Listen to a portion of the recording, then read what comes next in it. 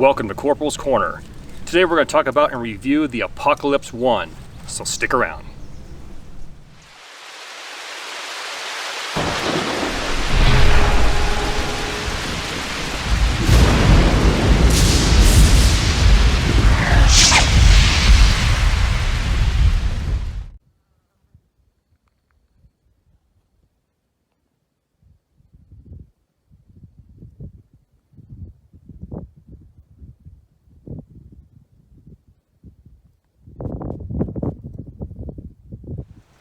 Alright, today we're going to talk about cutting tools, and then we're going to move into a knife review.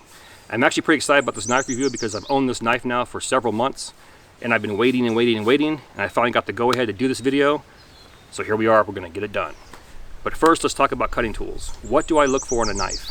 Now for me, my personal preference is a high carbon steel knife with a blade of a minimum of 4 to 5 inches in length. I want that blade to also pass through that handle, making it a full tang knife. On the back part of the knife or the spine, I want that to have a sharp 90-degree angle on it to process material, like for tinder bundles or bird's nests. Also, to strike a ferro rod. That same spine, I want to be no less than 1/8 inch in thickness. That way I'm not going to worry about it breaking on me. Now those are my personal preferences. However, there's always exceptions to rules. Now, I've found myself over the years in Oregon and Washington, and up there it rains about 200 plus days out of the year. You might find yourself in those areas. You might find yourself diving somewhere, or on the Florida wetlands, places like that. And like I said, there's always an exception to a rule. Now, in my bushcraft career, meaning the past 7 to 10 years, I've owned one actual stainless steel knife, and that's the stainless steel Mora Garberg. Now here's what we talked about. Here's my stainless steel Mora Garberg. Got that 4-inch blade with the Scandi grind. We have our sharp 90-degree spine in the back. And it's a full tang knife that passes all the way through the handles.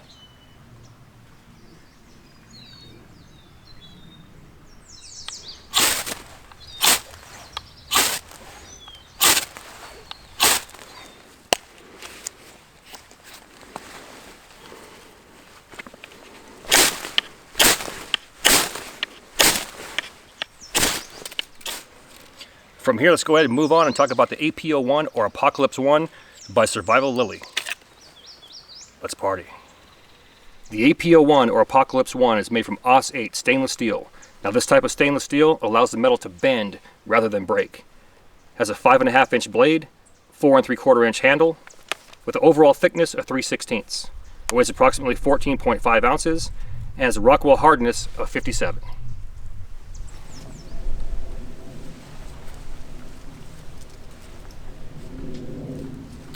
Alright, so far so good. Let's go ahead and talk about design intent. Now this knife, the APO-1 or APO-1, is not being marketed as a survival knife. It's not being marketed as a bushcraft knife. It's being marketed as a one-tool option for that apocalypse, whatever scenario you believe in.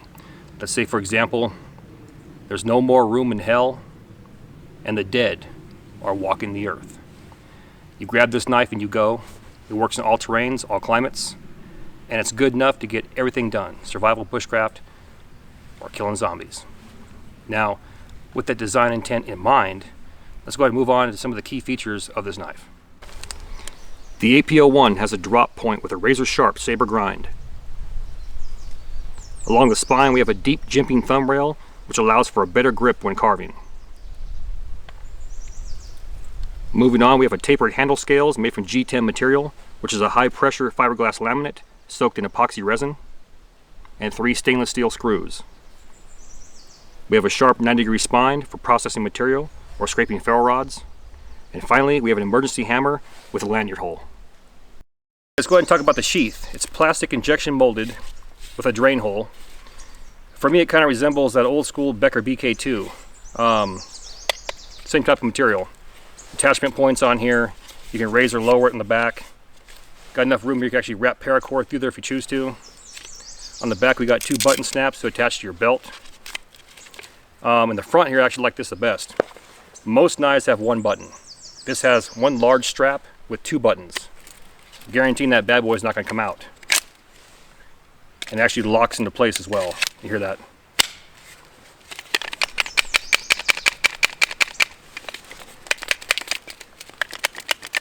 Yeah, good to go.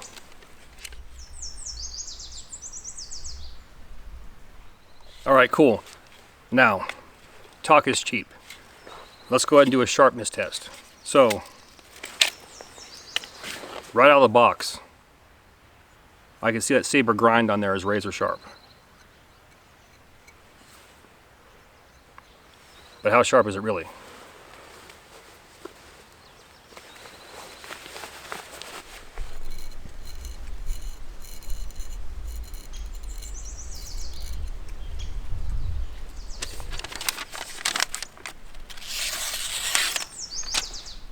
It will cut.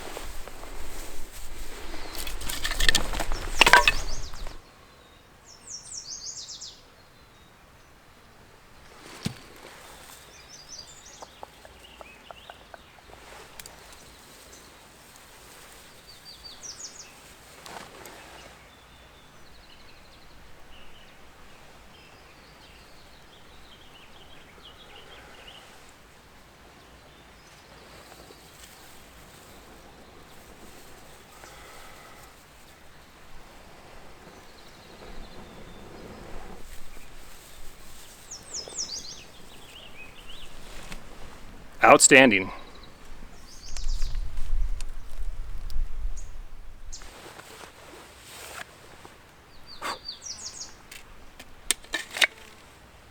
Welcome back. The APO-1 performed outstanding. And I don't even like saber grinds. Now let's talk about it. Will this APO-1 outperform the more Garberg, stainless or carbon? Here's my answer. I don't know. And I'm going to leave that strictly up to the owner, operator, or user. Who am I to tell you anything? You have to get what works for you. Now I can tell you that holding this knife with those tapered handles, it feels great. Your thumb rail or jimping, great. It's just long enough and deep enough, it grabs my thumb. I perform carving tasks, bow drill set, batoned it, and stabbed the hell out of it. There's no bends, there's no blade chips, and it's still razor sharp.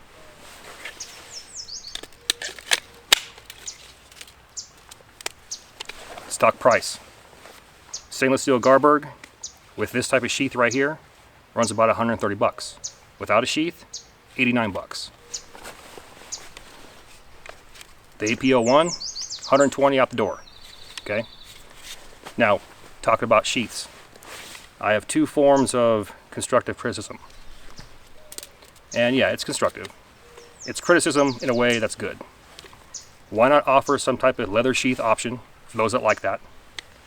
And one thing I would like to see is on your emergency hammer right here, why not put a sharp spine on that as well? Just like the Garberg. Other than that, I'm happy with it. So I appreciate it. Thank you. Now, the stainless steel Garberg, as well as the carbon steel Garberg, can be found on my Amazon influencer page.